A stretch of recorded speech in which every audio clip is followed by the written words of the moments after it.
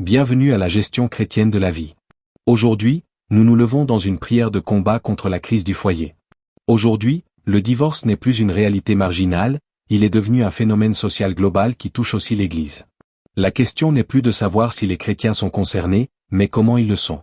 Les données internationales le confirment.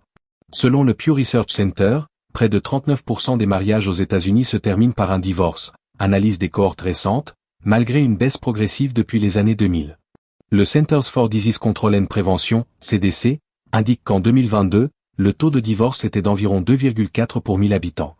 De son côté, le Barna Group montre que si les chrétiens pratiquants engagés divorcent moins que les non-pratiquants, les chrétiens culturels présentent des taux comparables à la société générale. Le constat est donc nuancé mais clair, le divorce n'épargne pas les milieux chrétiens. Cependant, l'engagement spirituel authentique semble corrélé à une plus grande stabilité conjugale. Au cours des 20 dernières années, cette réalité s'est tellement banalisée que certaines communautés ont pris des mesures disciplinaires envers des responsables spirituels qui divorcent sans possibilité de réconciliation. Ce fait révèle une tension profonde, l'Église reconnaît que le mariage porte une dimension spirituelle qui dépasse la simple union civile. Beaucoup ont affirmé que le mariage serait attaqué par Satan. Certes, la Bible reconnaît l'existence d'un adversaire. Mais réduire la crise conjugale à une seule offensive démoniaque revient parfois à éluder la responsabilité humaine et à sous-estimer la puissance que Dieu confère à l'alliance matrimoniale. Car le mariage, dans la perspective chrétienne, n'est pas seulement une relation affective. Il est une alliance fondatrice. Et cette alliance donne naissance au foyer.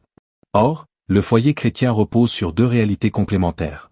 La famille, qui incarne la stabilité, la sécurité, la continuité. Le couple, qui incarne la vitalité, la surprise, la dynamique relationnelle. La famille protège. Le couple vivifie. Lorsque ces deux dimensions s'équilibrent, le foyer devient un espace de paix et d'espérance.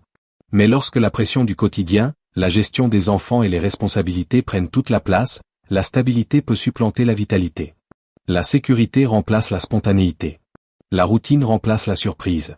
La gestion familiale remplace l'entretien du lien conjugal. Ainsi, beaucoup de foyers ne s'effondrent pas brutalement, ils se déséquilibrent progressivement. Avant de commencer ce moment puissant, soutenez cette mission en aimant la vidéo, en vous abonnant et en partageant cette prière autour de vous.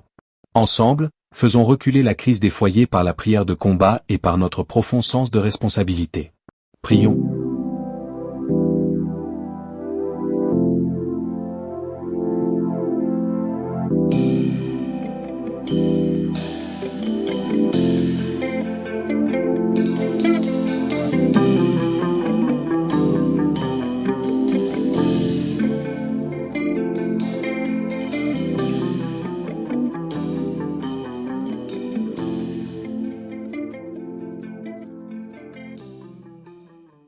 Père Céleste, nous venons devant toi avec des cœurs humbles.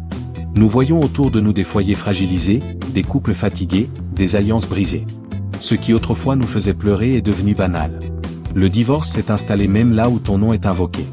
Seigneur, nous reconnaissons que nous vivons des temps difficiles. Ta parole dit que dans les derniers jours les hommes seront égoïstes, sans affection véritable. Nous confessons que cet esprit d'individualisme touche aussi nos maisons. Mais aujourd'hui, nous ne venons pas accuser seulement l'ennemi.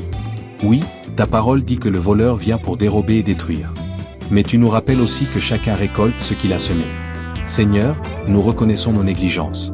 Nous avons parfois remplacé l'engagement par l'émotion. Nous avons laissé la routine étouffer la tendresse. Nous avons laissé la gestion prendre la place de la relation. Pardonne-nous. Seigneur, restaure l'alliance. Tu as dit que l'homme et la femme deviendront une seule chair. Tu es témoin de chaque alliance. Tu nous montres que le mariage reflète l'amour du Christ pour l'Église. Père, nous déclarons que le mariage n'est pas un simple contrat humain. C'est une alliance sacrée. Là où l'alliance est fissurée, restaure-la. Là où la confiance est brisée, reconstruis-la. Là où la communication est morte, fais-la renaître. Seigneur, rééquilibre nos foyers. Tu nous as montré que le foyer repose sur deux piliers. La famille, qui apporte la stabilité, la sécurité, la protection. Le couple, qui apporte la vie, la tendresse, la joie. Seigneur, nous confessons que nous avons parfois laissé la stabilité étouffer la vitalité. Nous avons laissé les responsabilités remplacer la romance. Nous avons transformé l'intimité en organisation. Rétablis l'équilibre. Que la famille protège, mais que le couple vive. Rallume la flamme dans les couples fatigués. Restaure la complicité. Redonne le goût de se parler, de se surprendre, de s'écouter. Nous prenons autorité.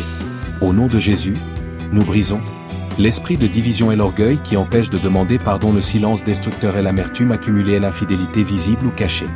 Nous refusons que le divorce devienne une fatalité dans nos maisons. Nous déclarons que nos foyers ne seront pas des statistiques, mais des témoignages vivants. Seigneur, guéris les cœurs. Là où il y a des blessures anciennes, guéris. Là où il y a des paroles qui ont détruit, restaure. Là où il y a de la froideur, répands ton esprit. Si tu as réconcilié l'humanité avec toi par la croix, tu peux réconcilier un mari et une femme. La croix restaure. Ton esprit vivifie. L'alliance peut revivre. Vision eschatologique. Tu nous rappelles que l'histoire se termine par les noces de l'agneau. Chaque mariage sur la terre annonce cette alliance éternelle. Seigneur, ne permets pas que nos foyers perdent la vision de cette espérance. Fais de nos maisons une prophétie vivante de ton royaume. Je déclare. Les couples sont restaurés. Les familles sont stabilisées. Les foyers deviennent des sanctuaires de paix. Nos maisons sont des îlots d'espérance dans un monde instable. Dans ces derniers temps, tu cherches des maisons fidèles. Nous répondons à ton appel. Au nom puissant de Jésus-Christ. Amen.